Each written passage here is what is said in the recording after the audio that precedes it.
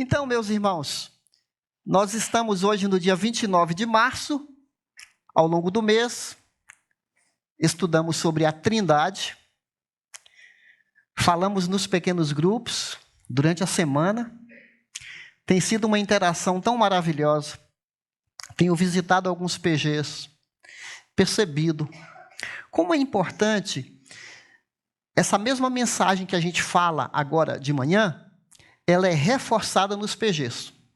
O estudo bíblico é montado em cima da pregação de manhã. Isso é bom porque a gente não cria um tema novo. Às vezes a gente tem tanto assunto na cabeça, não é? Por que não reforçar a mensagem de domingo nas casas? Porque lá você tem a oportunidade de perguntar, de ler o texto de maneira mais devagar, refletir, esclarecer dúvidas. Então, louvado seja Deus, porque nós nos encontramos não apenas no domingo. Tomara que o domingo seja para despertar você para querer aprender mais.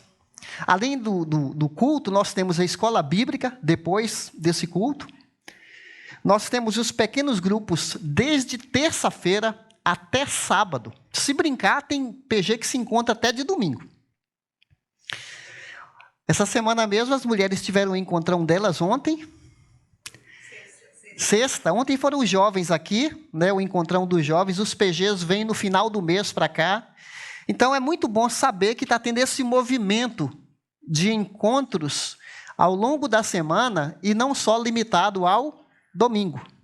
Obviamente, a gente não pode desconsiderar a busca pessoal pela palavra de Deus. Eu quero te encorajar. Leia a sua Bíblia.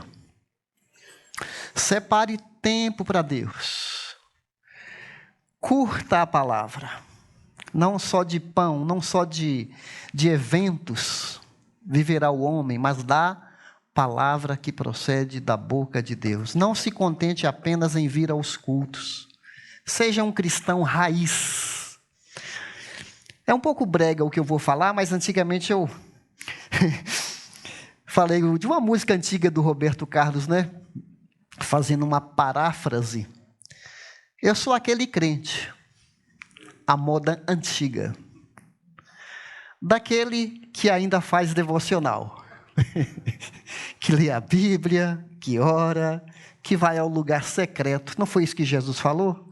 Vai ao lugar secreto e fale com o Pai. Ele te vê em secreto e te recompensará.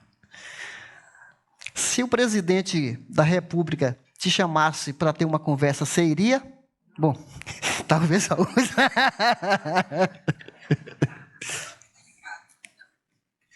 Bom, é polêmico. Eu iria conversar, por que não?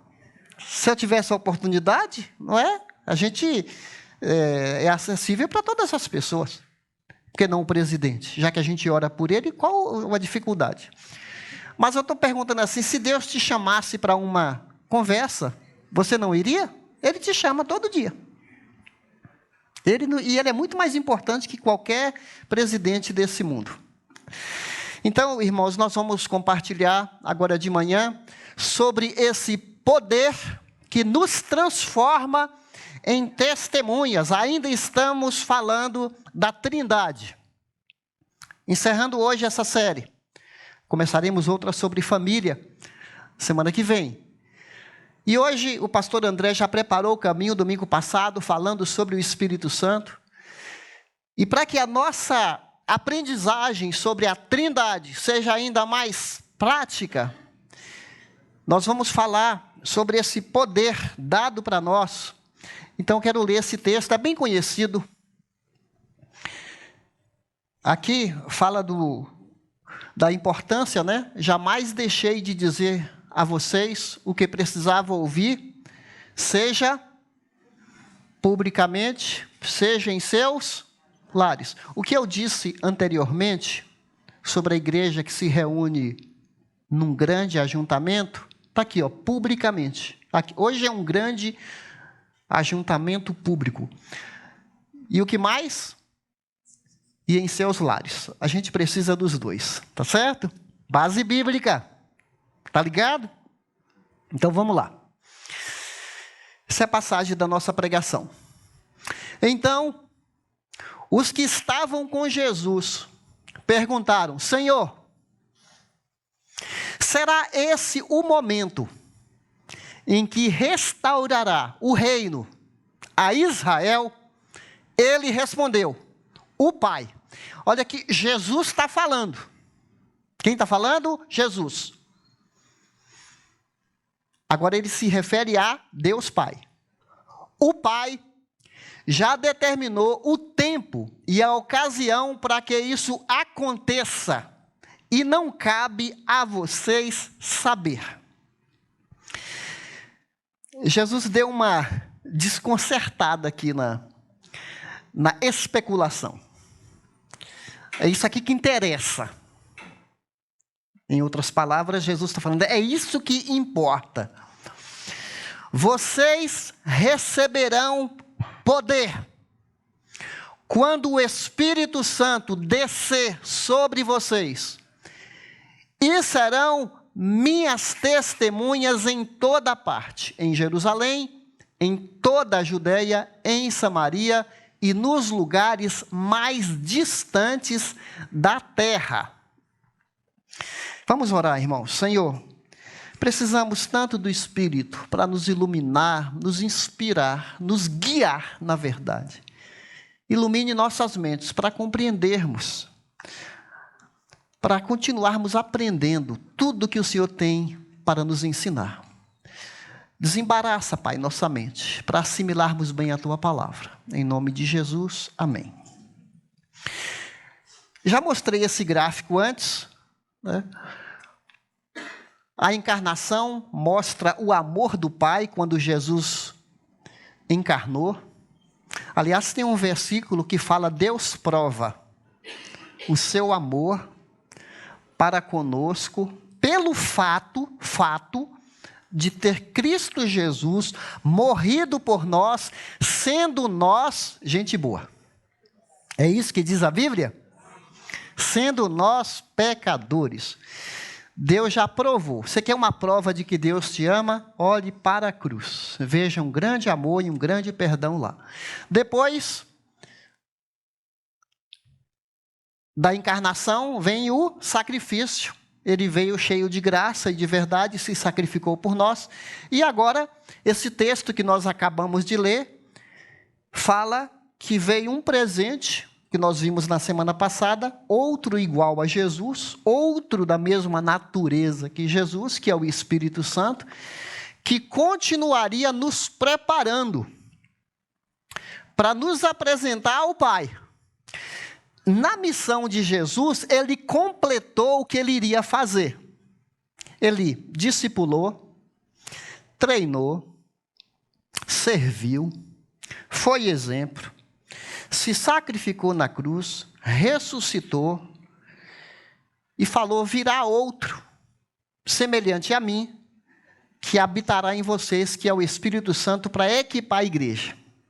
Eu creio que um dia, assim como Jesus falou na cruz, está consumado, eu completei minha missão. Ele se doou por nós. Um dia o Espírito Santo vai apresentar a noiva para o noivo. E Ele está trabalhando em nossas vidas, lapidando, preparando, instruindo, para que a gente fique pronto para quando chegar a hora, a noiva do Cordeiro, que é a igreja, vai ser aquela festa no céu. O Pai se alegrando com a salvação, o Filho vendo o troféu e o Espírito Santo completando também a obra dele. A gente está nesse processo. Irmãos, o livro de Atos, esse texto que nós acabamos de ler. Eu fico pensando, não sei se você já passou isso na sua cabeça, mas você já pensou se os evangelhos terminassem os evangelhos, e aí pula direto para Romanos. Não tem o livro de Atos. Faz de conta que não tem o livro de Atos. Jesus morre, ressuscita, despede dos discípulos, falam: ide, fazei discípulos de todas as nações. Tchau. Aí não tem mais o livro de Atos e a gente pula para Romanos, carta aos Romanos. Espera aí. Jesus não estava em Jerusalém?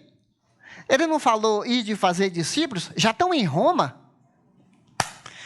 Olha que o livro de Atos é um livro de transição. O livro de Atos é um livro de movimento. O livro de Atos é um livro de sequência das coisas que Jesus começou a fazer e a ensinar. É a introdução de Lucas, que é o mesmo autor de Atos. Ele escreve a um homem amigo dele chamado Teófilo, que significa amigo de Deus.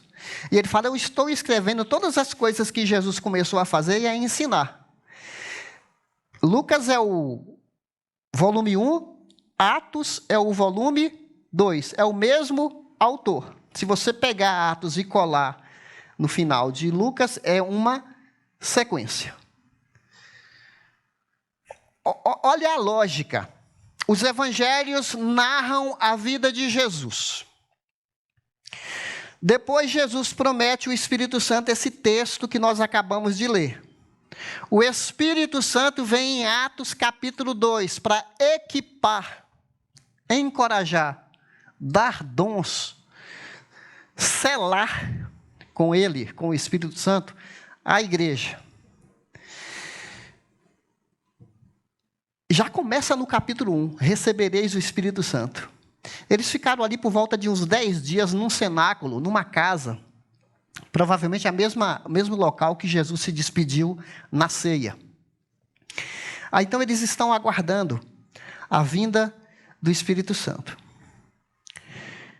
E Jesus fala: não saiam até que vocês sejam revestidos de poder. Muitas vezes nós somos despreparados e não dependemos do Espírito Santo para fazer a obra de Deus. Aqui já é um princípio para nós aprendermos a depender do Espírito de Deus para nos usar em todas as circunstâncias.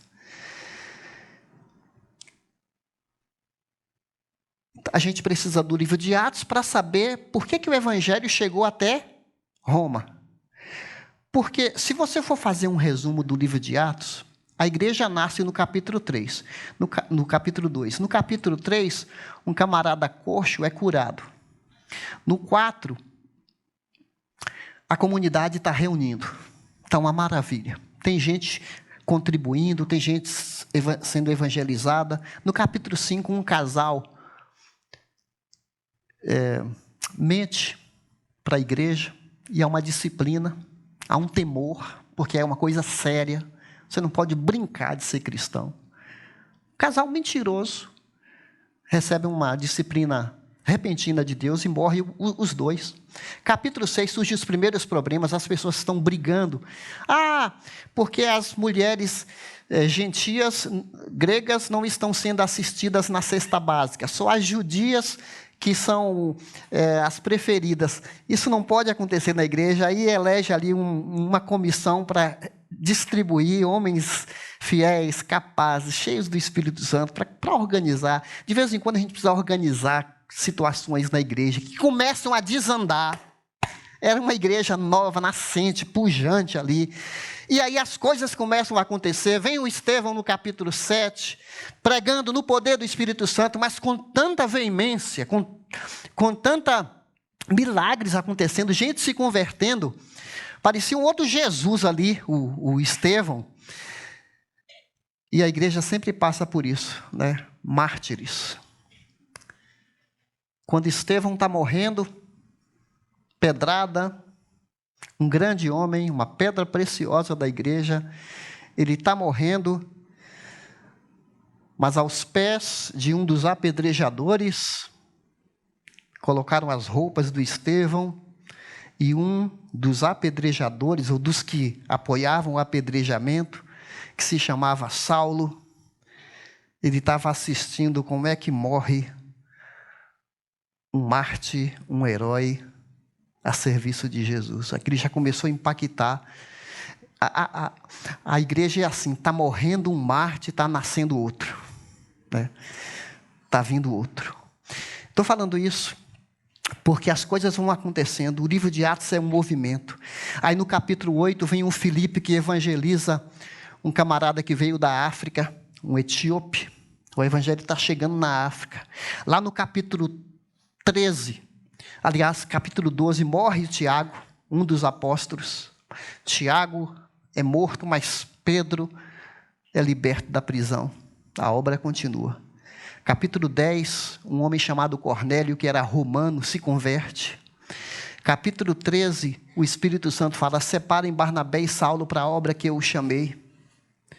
Olha, missões. Aí começam as viagens de Paulo. Atos 16, ele chega na Europa, Filipos. 17 na Grécia, 18 em Corinto. E aí vai. Ele passa por um naufrágio, chega a Roma, e em Roma ele fica alugado numa casa, e o livro de Atos não termina. É o único livro da Bíblia que não tem uma conclusão. Por quê? Porque Paulo está numa casa, falando de Jesus, e hoje é a nossa realidade. Estamos nas casas, no dia a dia, compartilhando Jesus. A igreja não parou. A gente não cantou isso? Nada pode parar a igreja. Ela continua mais viva do que nunca, por causa do poder do Espírito Santo na vida da igreja. Então, voltando aqui para o nosso texto, uma inquietação. Há uma especulação até hoje, essa pergunta daqueles dias, ainda hoje, era um povo dominado pelos romanos. Então, eles imaginavam um Cristo que iria libertar Israel dos romanos. Um Cristo, um Messias político, militar, chefe de Estado. Tiveram uma interpretação equivocada das profecias. E eles estão achando que Jesus, com a chegada do Espírito Santo, iria começar a restauração. E essa palavra restaurar é como voltar tudo que Deus prometeu para Israel. Aquelas profecias de que o mal não existirá, Israel vai ser o cabeça das nações. Vai cumprir tudo isso, Senhor? Aí Jesus fala assim: ainda não. Não fiquem especulando. Você sabe que essa pergunta ainda hoje acontece? Guerras, epidemias. Quando o anticristo está vivo ou não está? Já viu alguém perguntar isso? O anticristo será o mercado como europeu, um bloco de países? Será que é o Trump, que é o anticristo? Tem um camarada lá na academia que eu frequento, que ele tem umas misturas assim, e vem com umas conversas assim: não, porque a agenda até 2030 está fechada, o anticristo vai chegar em 2027, os caras estão vindo de outro planeta, umas espaçonaves enormes. Aí eu falo para ele assim: gente, é mais fácil você acreditar em Jesus de Nazaré, porque ele fala que tem uma cidade subterrânea no Amazonas. Tem gente aí, cuidado com pessoas sensacionalistas, não é? Eles querem rastrear, querem montar quebra-cabeças. Olha, eu sempre entendi que Jesus vai vir como um ladrão. Ladrão avisa que a hora vai chegar? Não avisa. Guerras sempre existiram. É claro que no bloco das profecias, as coisas vão se intensificar. Obviamente, né? Estão se intensificando. Mas querer ficar... Então, o que Jesus fala? Vocês têm muita coisa para fazer agora. Olha, irmãos, desde que eu era seminarista, eu não sou muito adepto de especulação da Bíblia. Tem gente que gosta de dissecar a Bíblia. Dissecar, entrar em abstrações... situações assim,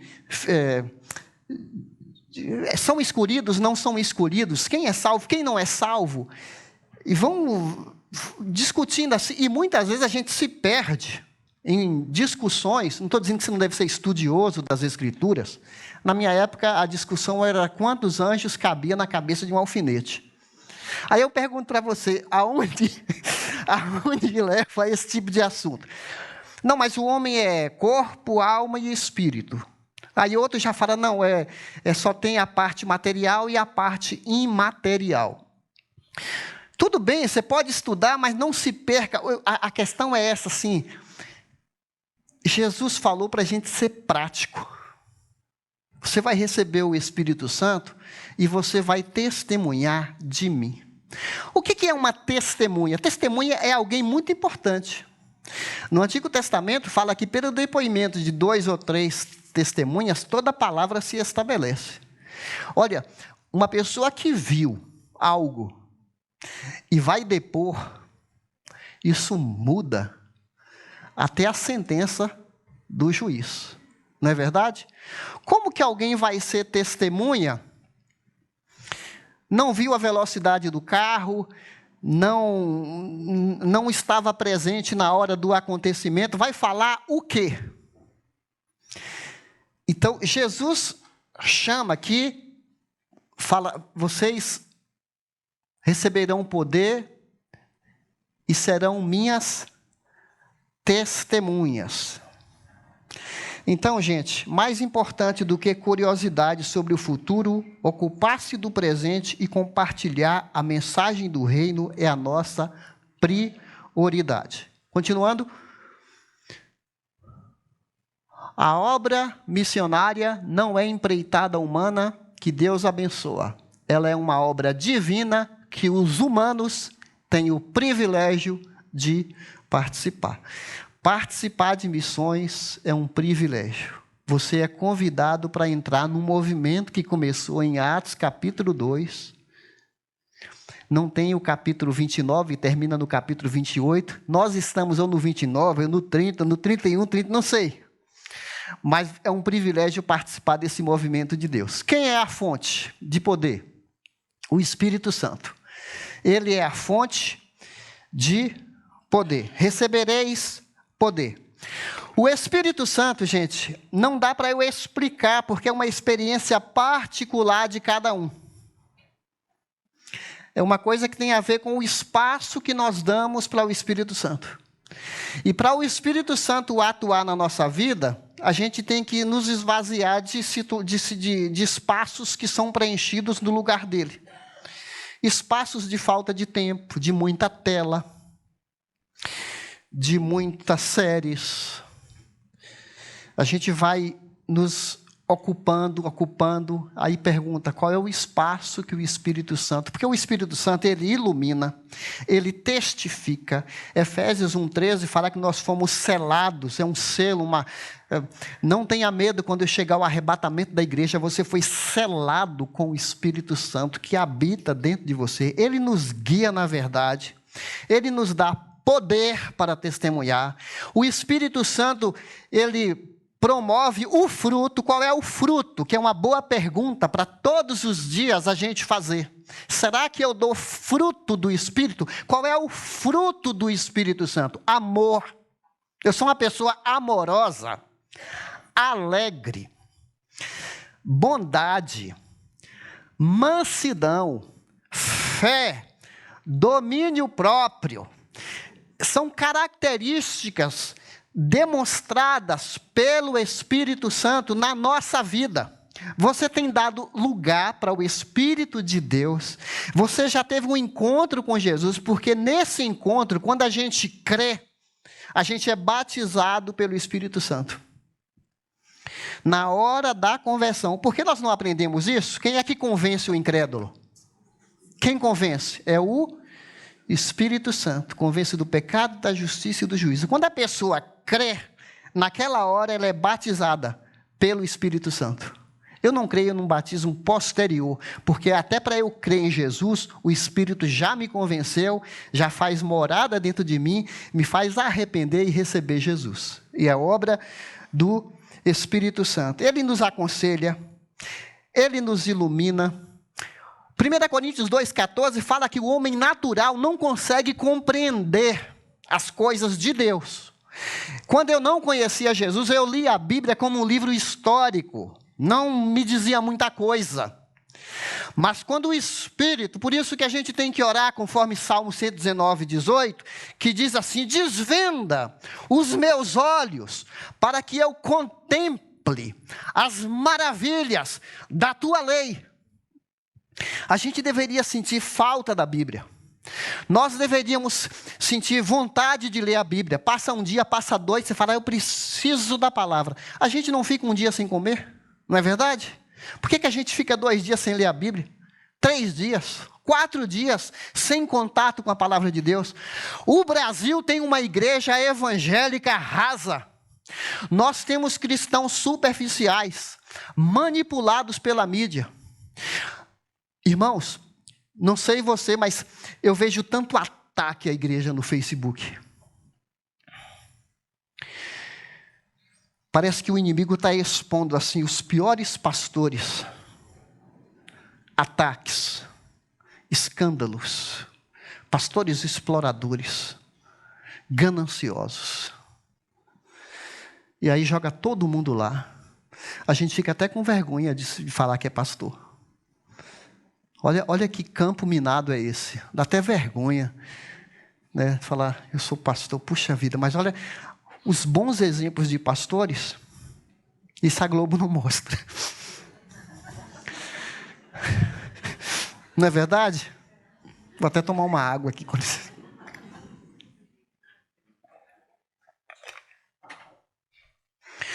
Eles estavam prontos? Não. Eram medrosos. O mestre foi preso. Só na prisão de Jesus houve a debandada. Todo mundo deu no pé. Pedro negou. Judas traiu. Está todo mundo medroso, trancado, trancafiado. Jesus precisa entrar dentro do local onde eles estavam, apavorados, e falar, recebei o Espírito Santo. Um prenúncio de Atos, capítulo 2. Tem gente nas igrejas que estão trancados, com medo de testemunhar. Não é testemunha de Jesus. Não fala do amor de Deus. Tem medo da cultura. Tem medo de se posicionar. Não assumiu com convicção. Pedro era medroso. Negou Jesus diante de 3, 4 pessoas ali na fogueira. Eu vi você lá com aquele nazareno. Eu? Estava confundindo. Não sei quem é. Aí outro vem, não, é você mesmo que estava com Jesus. Olha a sua fala, seu sotaque galileu. Nada, que é isso? E falou lá umas bobagens, depois morre de vergonha, chora amargamente. Mas alguma coisa aconteceu em Atos capítulo 2, na vida de Pedro, que ele se levanta no centro de Jerusalém, assim de gente, aponta o dedo na cara das pessoas e fala assim, este Jesus que vocês crucificaram, Deus o levantou dos mortos e o fez Senhor e Cristo. É outro homem. É outro homem. A primeira pregação, né, feita por um ex-medroso, um ex-vacilão. Agora algo aconteceu com ele. Isso acontece também na nossa vida. Quando a gente entrega a vida para Jesus, há um novo homem, há um novo coração, há um novo cântico na boca, há uma nova esperança, há um novo desempenho, há uma nova motivação, há um novo coração, há uma nova criatura, que as coisas velhas vão passando para trás. A igreja cresce, não por estratégia humana, mas pela capacidade do Espírito Santo. Irmãos, a missão é acessível para todos nós. Você não precisa fazer teologia, fazer curso bíblico. Não estou dizendo que não é importante isso, né? A Bíblia encoraja, procura ser um obreiro aprovado, que não tem do que se envergonhar, que maneja bem a palavra. Mas nós temos exemplos na Bíblia, como a mulher samaritana, que depois de um encontro com Jesus, ela vai e testemunha na cidade. Aquele endemoniado lá, não era um endemoniado qualquer, não. Aquele demônio era quando Jesus pergunta o nome dele, era legião. O bicho era fera, vivia nos cemitérios, arrebentava correntes. Mas quando ele tem um encontro com Jesus e ele senta com a cabeça fala assim, agora em sã juízo. Aí ele fala para Jesus que vai seguir-o. Jesus fala assim, vai e anuncia as coisas que Jesus te fez. Quantos de nós passamos por uma experiência assim, talvez demônios mesmo na nossa vida, hábitos tão horrorosos, e ele mudou. Então o Espírito nos transforma em testemunhas. Causa e efeito. Recebe o poder do Espírito Santo, se torna testemunha. Causa e efeito. A terceira pessoa da Trindade. Agora, deixa eu te falar uma coisa. O cristão já nasce missionário. Fala, não me envolvo não, pastor. Eu não me importo com o que está acontecendo no Oriente Médio, essa guerra de Irã, essa coisa lá fora. Para mim, o interesse é só aqui no Brasil. Não afetando o preço do petróleo aqui, está de bom tamanho. Irmãos, foi o Charles Spurgeon que falou assim, ou você é um missionário, ou você é um impostor. Pesado isso, não? Falou para todos os cristãos, vão receber o poder do Espírito Santo, e todos nós seremos homens, mulheres, jovens, crianças. Isso aqui é para todos nós, não é para uma elite da igreja testemunhar. Aparece 29 vezes no livro de Atos, a palavra testemunha. É mais do que uma para cada capítulo. Olha aqui, Pedro. Deus ressuscitou este Jesus e todos nós somos testemunhas desse fato. Vocês mataram o autor da vida, mas Deus o ressuscitou dos mortos e nós somos. Se eles não tivessem visto Jesus, vocês acham que teriam coragem para enfrentar a cruz, os açoites, a perseguição? Pois não podemos deixar de falar do que vimos e ouvimos. Testemunha. Nós somos testemunhas de tudo que ele fez na terra dos judeus em Jerusalém, onde o mataram suspendendo no madeiro. Termina Atos assim, últimas palavras.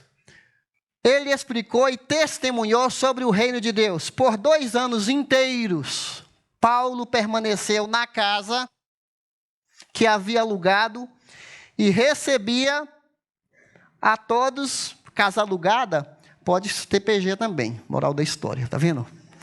Recebia todos os que iam vê-lo. Pregava o reino de Deus, ensinava a respeito do Senhor Jesus Cristo, abertamente e sem impedimento algum. E ele escreve aos romanos que queria ir para Roma, e Deus abençoou que ele foi até Roma. Primeiro sentido de testemunha, gente, a palavra testemunha. O primeiro sentido, a palavra é traduzido como testemunha no português, mas no original da Bíblia, no grego, é martírio, marturel, que deriva da palavra martírio. Olha só, muitos selaram seu testemunho entregando a vida. Isso significa que esses homens abraçaram uma causa mais importante que a vida deles. Pergunta: a sua fé é mais importante que sua vida? Nosso país não tem perseguição.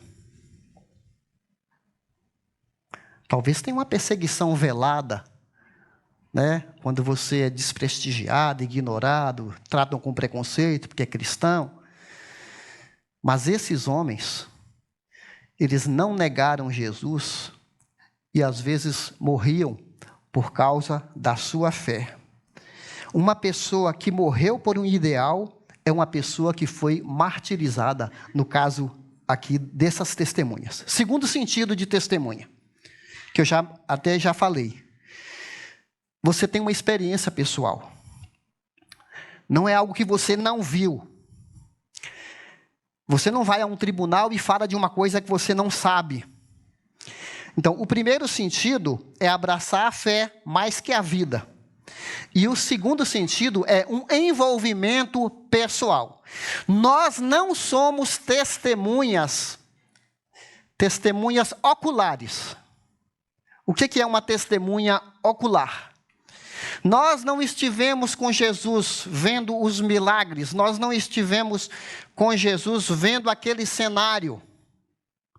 Mas nós somos testemunhas porque nós lemos sobre o relato e nós tivemos um encontro pessoal com Jesus. Então nós somos testemunhas experimentais.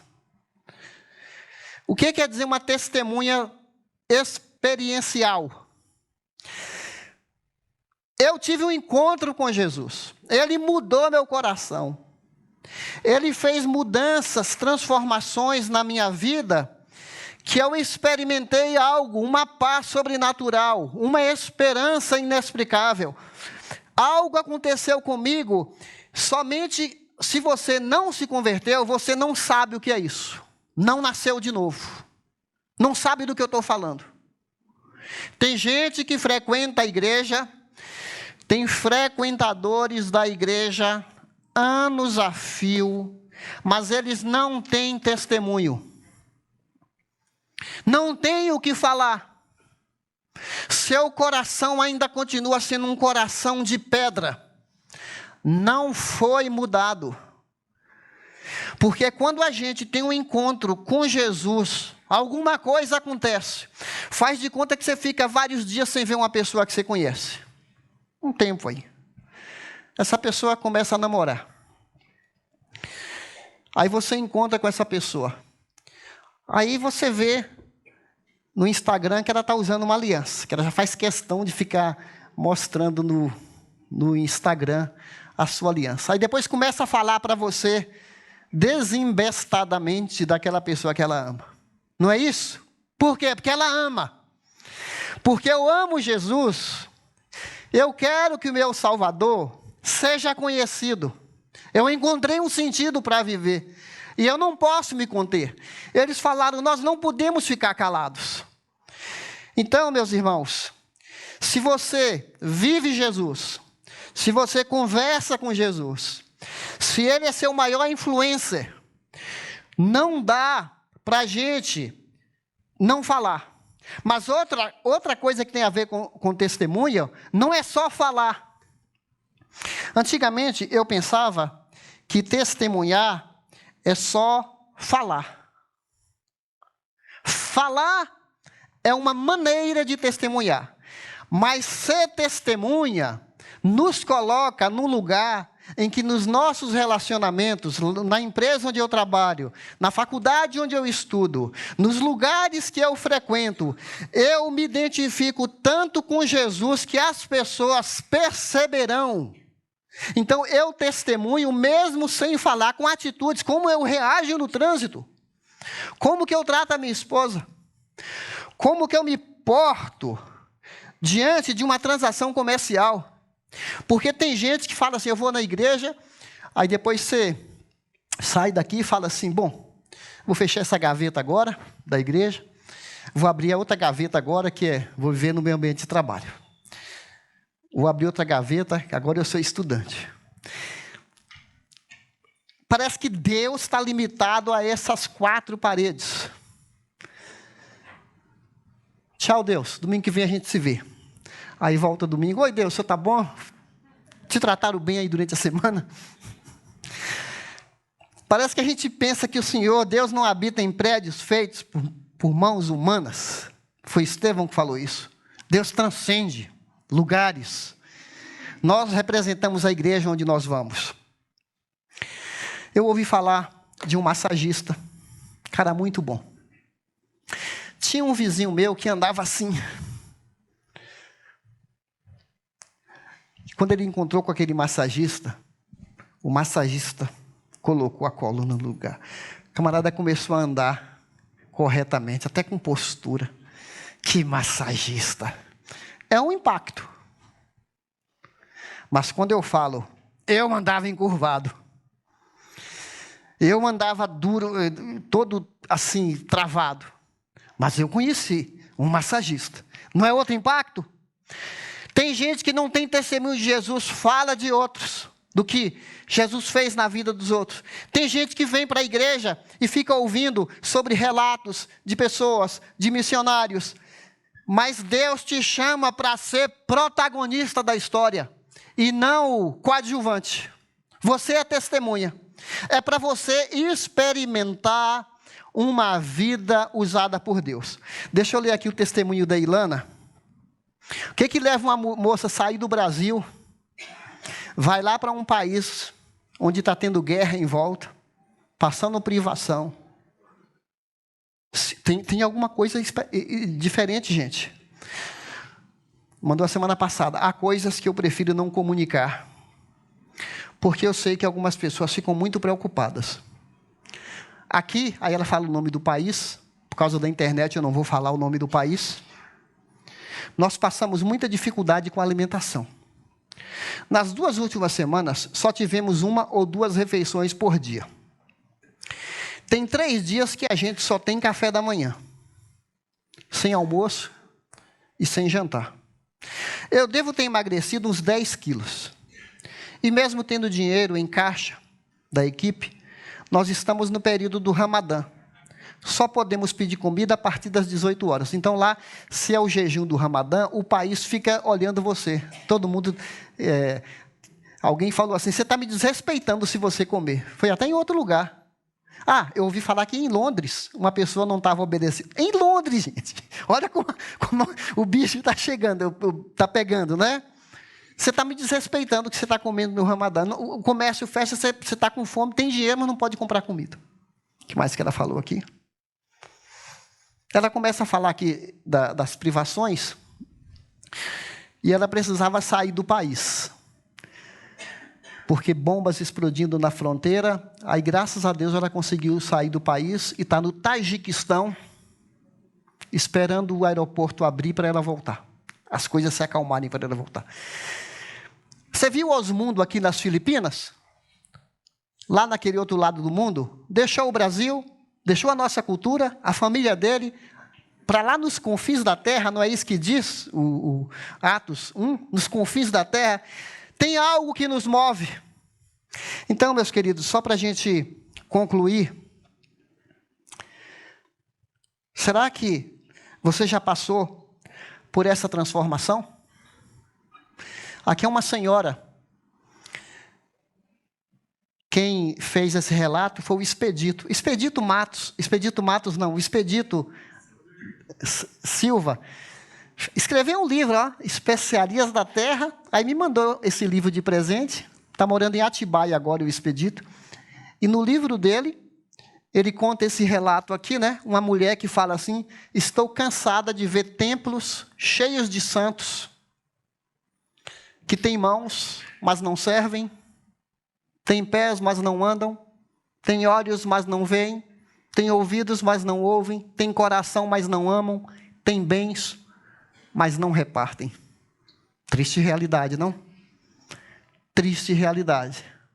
Não são santos aqui de porcelana, não. Santo de carne e osso. Ai de nós, que não seja a nossa realidade. E eu vou encerrar com um testemunho aqui do Hildo. Vem cá, Hildo. Bom dia, queridos. Bom dia, igreja.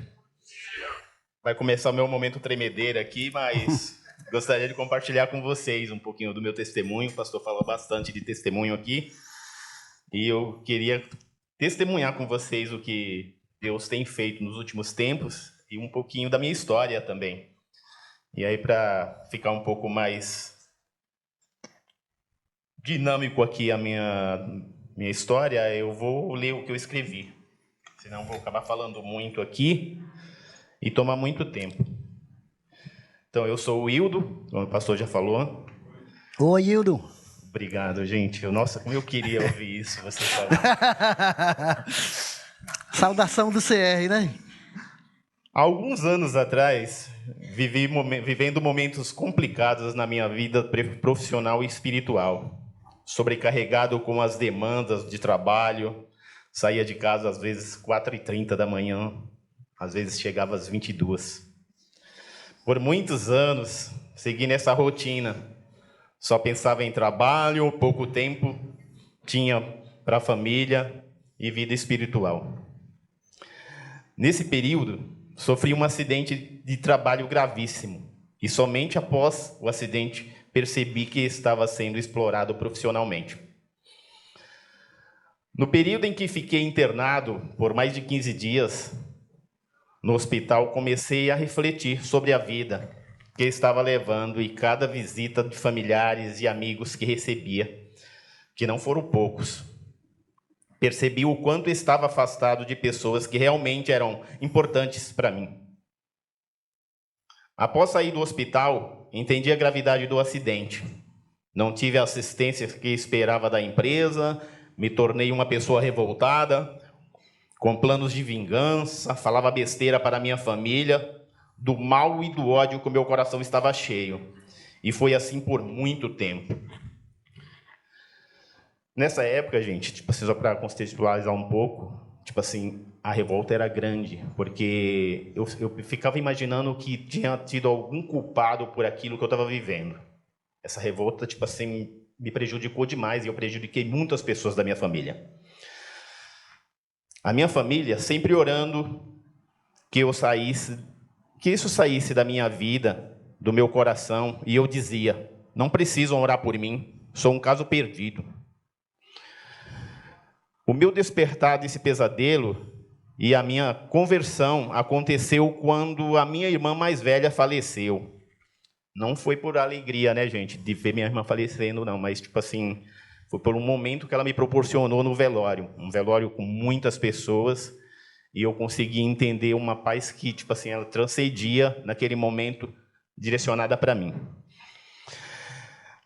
Ela era uma das que mais orava por mim e dizia e que eu não era essa pessoa má.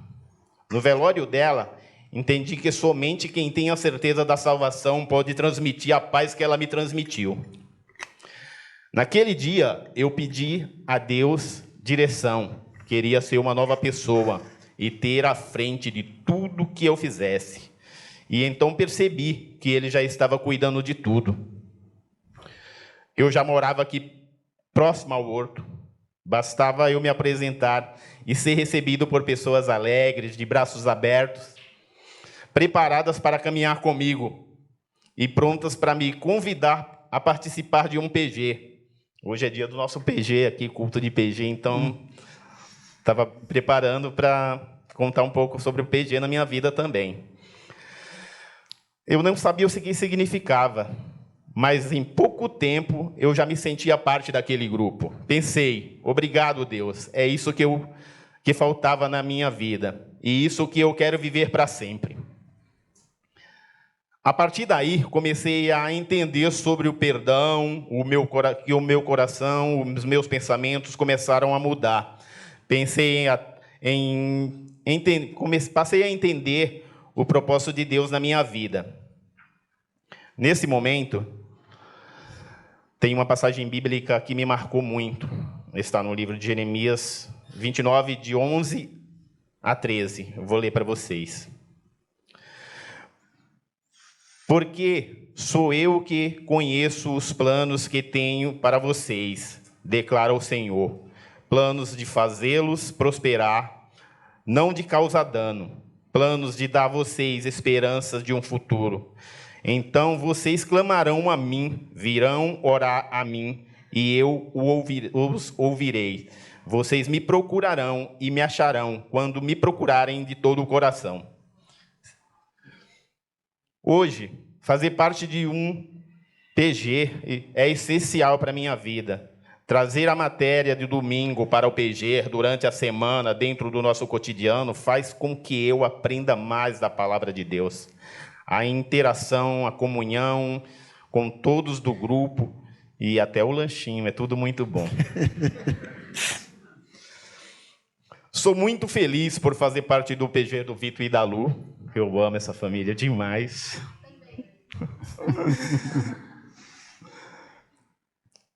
Que me acolheu com muito carinho, caminha comigo e tem me ensinado muito a cada encontro.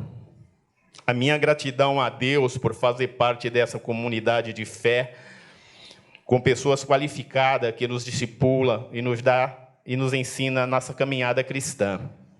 E como bênção de Deus em Eu e minha família testemunhamos a nossa fé nos batizando nessa igreja. E posso dizer, eu e minha casa servimos ao Senhor. Amém. Obrigado. Obrigado, gente. Obrigado por me ouvir. Orem pelos nossos PG. Eu sou muito grato de estar nessa igreja e amo todos vocês aqui. Tenho que agradecer muito por a forma que vocês me recebem e me acolhem aqui. Obrigado.